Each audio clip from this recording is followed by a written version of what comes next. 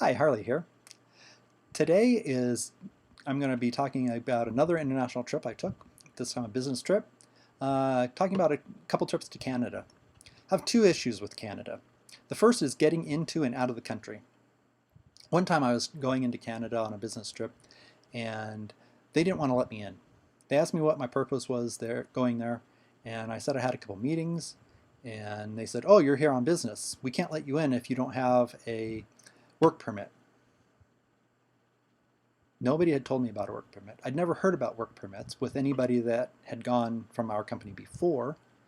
Um, and I wasn't going there to get paid by them. They weren't paying my company. There was no money changing hands in this regard. I was getting paid by my company here in the United States, of course, for my salary. And it took a bit of talking before I convinced the guy that, yeah, I wasn't really there to work, take jobs away from Canadians, blah, blah, blah, blah. That I was there fulfilling as a goodwill gesture from our company to provide the Canadian entity that had purchased our software proper technical support. And I wasn't there on contract, they weren't paying us or anything like that. So it took me a while to convince him of that and actually get into Canada. Then I had problems getting back in the United States once from being in Canada. Previous trip, I'd used my driver's license as ID to get back in, and they said I needed two forms, that I needed my driver's license and my birth certificate, and next time through to be sure to bring both. They just told me that, and they didn't give me any hassles about coming in. So on my next trip coming back, I had my birth certificate and I had my driver's license, and they didn't want to let me in.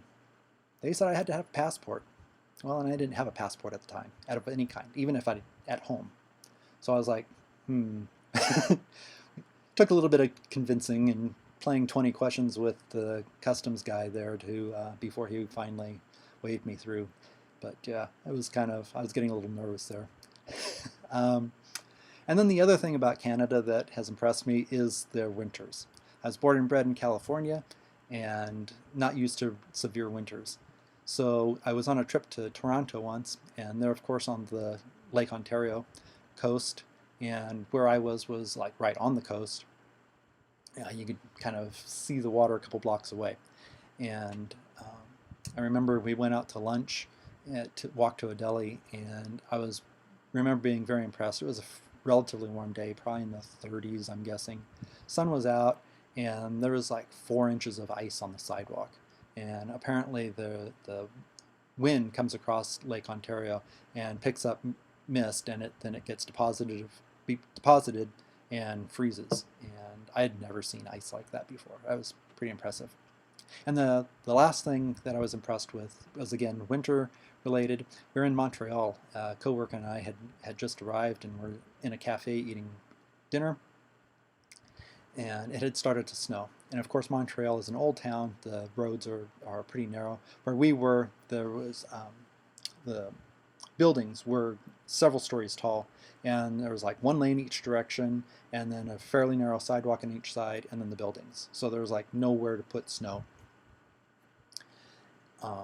And here we are sitting in there, snow's starting to accumulate, and looking out the window, and the snowblower comes in. And here in Salt Lake, they have the snow plows just kind of plow the snow off to the side, and they're just big blades that push the snow to the side.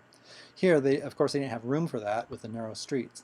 They actually had a blower that blew the snow up over the back of the blower into a dump truck that was following behind. And when the dump truck would get full of snow, it would peel off, and another dump truck would slide in behind the blower, and they'd continue on down the street. And I thought that was a pretty impressive way of handling the snow removal process. So that's it for my Canadian stories. Tomorrow I'm going to talk a little bit about a trip to England, and continuing in this series of visiting other countries. Until tomorrow, go make something. Perfection's not required, fun is.